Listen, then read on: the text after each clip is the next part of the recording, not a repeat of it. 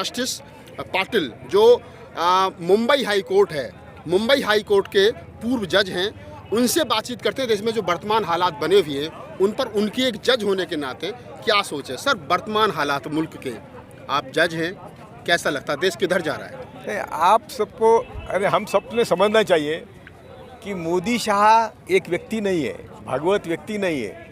ये मनुवादी जहरीली सोच है, संघी सोच है, ब्राह्मणवादी सोच है और उनका एजेंडा है कि वो देश के मालिक है। आप तिलक पढ़ेंगे, सावरकर पढ़ेंगे, गोलवलकर पढ़ेंगे तो आपको मालूम होगा कि उनका एजेंडा है कि वो देश के मालिक है, बाकी सब लोग हम 2 जून के रोटी का अधिकारी हैं और उनके गुलाम हैं। तो इसी तरह 7 साल का कारोबार आप देखेंगे तो पब्लिक सेक्टर बेचा, जो हमारी संपत्ति थी, जो हमारी कुदरती संपत्ति है, कोयला है, गोल्ड है, जो भी है, मिट्टी मोल भाव से बेच रहे। पानी है, सौर ऊर्जा है, नदी है, सब बेच रहे। तो ये क्यों बेच रहे? तो हम सबको भिखारी बनाना है। हमारी सब नौकरियां चली गई, पब्लिक सेक्टर में नौकरी चली गई, सरकारी नौकरियां खाली है तो भी भरते नहीं, और आरक्षण देने की बात करते हैं। तो एक तरफ से वो आरक्षण निकाला। हमारा शिक्षा प्रणाली है, वो शिक्षा प्रणाली भी फिर मनुवाद ला रही है। और आप नए शिक्षा प्रणाली की बात करेंगे तो एक ही लफ्ज़ में कहता हूँ कि फिर से मनुवाद लाया है उसमें। दूसरी बात ऐसी है कि प्राइवेटाइजेशन किया शिक्षा का। हम लोग जो पढ़े वो सरकारी स्कूलों में पढ़े, अभी प्राइवेटाइजेशन के तहत हम नहीं पढ़ सकते। तो ये प्राइवेटाइजेशन करके हमारे दरवाजे बंद कर दे। आप सबको मालूम है क्या कि यहाँ देश में ब्राह्मण पुरुष छोड़ के सबको शिक्षा लेने की बंदी थी। वो फुले शाह अम्बेडकर, पेरियार, इन्होंने काम किया। आपके इधर कोई लोगों ने काम किया होगा। तो ये काम के तहत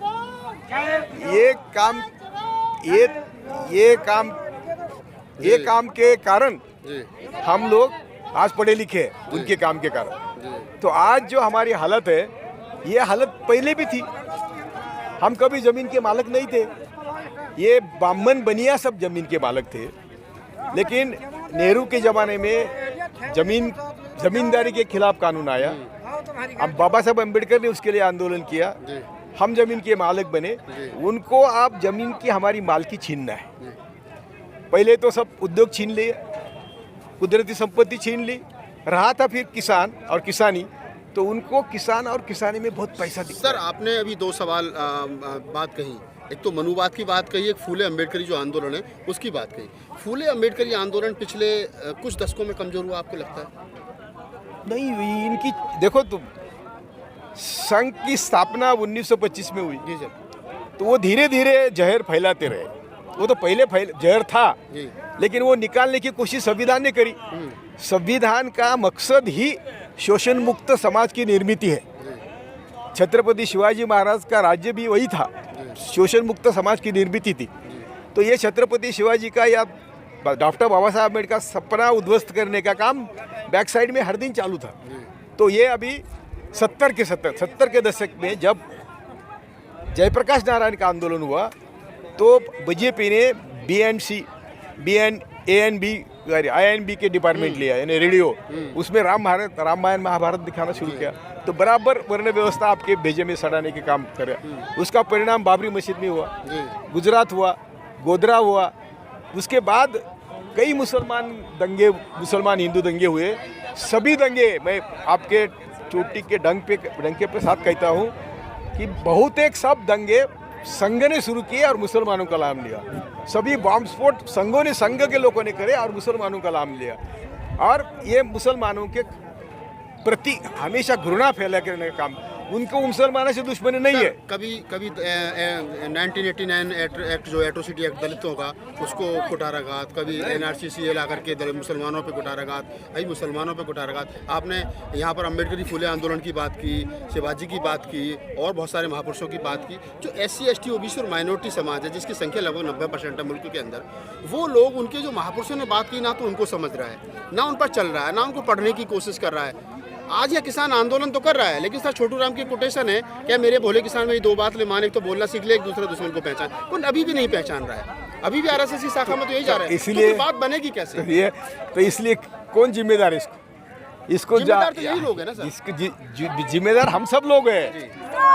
जब हमें पढ़ाया लिखाया तो जिन्होंने हमको पढ़ाया लिखाया, उनका कहना था कि जिस व्यवस्था ने तुमको पढ़ने नहीं दिया उसके खिलाफ लड़ने के लिए तुम पढ़ रहे हो। हम उसके खिलाफ लड़े क्या? ना हमारे नेता लड़े ना हम लड़े। बाबा साहब डॉक्टर अम्बेडकर ने इस मुल्क के तमाम SC ST OBC को पढ़ने का अधिकार दिया। आज OBC समाज रात के अंधेरे में अम्बेडकर की मूर्ति तोड़ जाता है। वही बात है ना, तो पढ़ने का जब अधिकार दिया तो पढ़ना क्या था? तो जिस व्यवस्था ने हमें पढ़ने नहीं दिया उसके खिलाफ लड़ने के लिए पढ़ना था।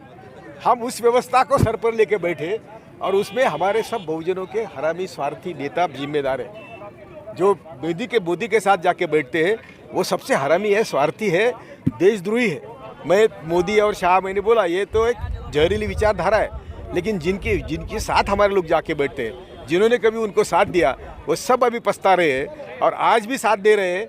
उन सबको चौराहे पर सवाल करना चाहिए कि तुम किस हैसियत से मोदी के साथ जाते हो। सर, शेड्यूल कास्ट तो शेड्यूल ट्राइब तो फिर भी कहीं ना कहीं फूले अम्बेडकर आंदोलन की बात कर रहा है, साहू आंदोलन की बात कर रहा है, लेकिन जो मोस्ट बैकवर्ड है, रीढ़ की मनुवाद की रीढ़ की हड्डी तो वो बना हुआ है, वो नहीं सुधर रहा है। उसके लिए क्या है?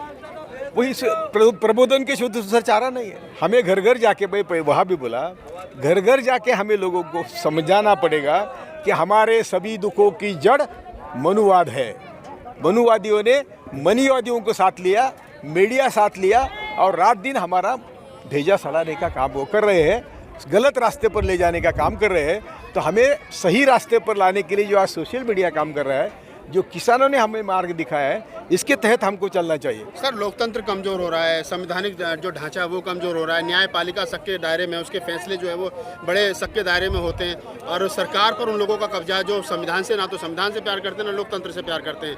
हर चीज़ उनके सारे पर चल रही है। पिछले फैसले देख लो, तमाम फैसले उन्होंने अपने सारे पर करवाए। ऐसे में उम्मीद की किरण बस्ती कहाँ है?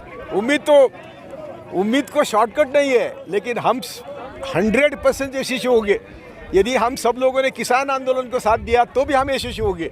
आज उम्मीद पैदा हुई है, किसान आंदोलन के बाद उम्मीद पैदा हुई है, हम यशस्वी जरूर होंगे, लेकिन हमें हमारा ये मैसेज घर घर देना चाहिए कि हमारा। आपने कहा कि मैसेज घर घर देना चाहिए। राकेश टिकैत ने एक स्टेटमेंट दी थी कि हम कोई कृष्ण जी के विरोधी थोड़ा ही हैं। अरे ब्राह्मण भी आकर के यहाँ पर वो लगा देते, पंडाल लगा देते, लंगर लगा देते। अगर ये सरदार नहीं होते तो हम तो भूखे मर जाते। तो इन ब्राह्मणों से भी हिसाब लिया जाएगा। तो सारे देश का मनुवाद उनके खिलाफ हो गया और उनकी जाति के लोग ही उनका पुतला फूक रहे थे।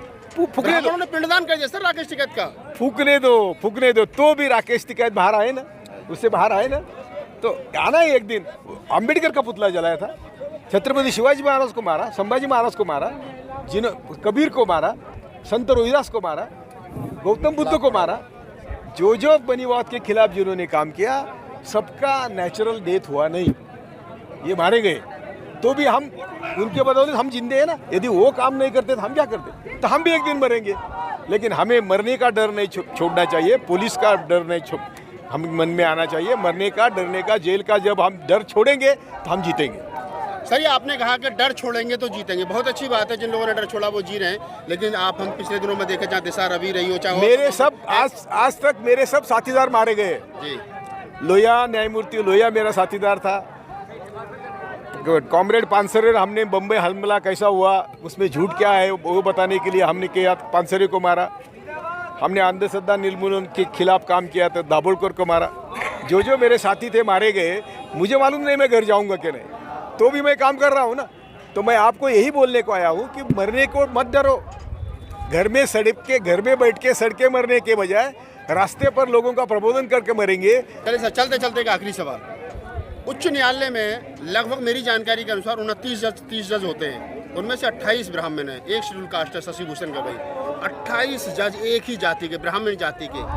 बाकी जाति न्याय की उम्मीद बस्ती कहाँ है? जबकि अंग्रेजों ने अपने समय पे कहा कि ब्राह्मण कभी भी न्याय प्रिय। ये मैंने ऑक्सफोर्ड यूनिवर्सिटी में जाके भाषण किया है, हार्वर्ड में, कि हमारे देश में का न्याय व्यवस्था ब्राह्मणवादी है और वो कभी माइनॉरिटीज़ को, SC ST को न्याय नहीं देंगे।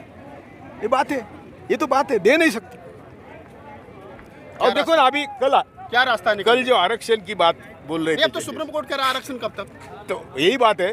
तो ये लोग सामाजिक दृष्टया अनपढ़ है, इनको मालूम नहीं कि एक ही तबका जो आर्यभट्ट पर ब्राह्मणों को हजारों साल 100% आरक्षण था, तो उनके बारे में क्यों नहीं बोलते? तुमको 1000 साल आरक्षण था, 2000 साल तुमको आरक्षण था, तो अभी इनको आरक्षण पूछने का सवाल क्या है इनको? बराबर है। तो यही तो हमारा काम है। किसान आंदोलन का भविष्य क्या देखते हो? चलते चलते नहीं, मैं ये बोल रहा हूँ, मैं आपके माध्यम से फिर से सभी किसान नेताओं को विनती करता हूँ कि किसी भी हालत में सब देश आपके साथ है, आपको दिखता नहीं होगा, लेकिन आप में आपस में जो वैचारिक मतभेद है वो छोड़ो और आप डट से जितने खड़े रहेंगे तब देश का परिवर्तन हो सकता है, तो ही मनुवाद खत्म हो सकता है, तो ही संघी जहरीली विचार को धक्का पड़ सकता है।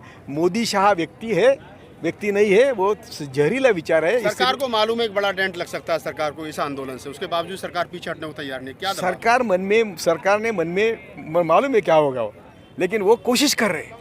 40 संगठन है, 20 इधर करो, 10 इधर करो, 5 इधर करो, कोशिश कर रहे हैं, तो तोड़ने की कोशिश कर रहा है। आज तक वो यशस्वी हुए सब जगह, तो ये भी कर रहे हैं। अभी राज्यसभा में उनकी मेजॉरिटी नहीं, तो बहुत राज्यसभा के MP खरीदते हैं ना, वो वोटिंग तो होता है ना उनको। तो ये इनकी एक कोशिश है, हम लोगों ने समझनी चाहिए कि किसी हालत में ये सभी किसान संगठन और कि यदि कोई किसान नेता बोलता है कि आंदोलन वापस लेना है, तो किसानों ने उसको डट से कहना चाहिए कि नहीं, हम यहाँ मरेंगे, घर के जाके भी मरना है तो यहाँ मरेंगे। चलिए।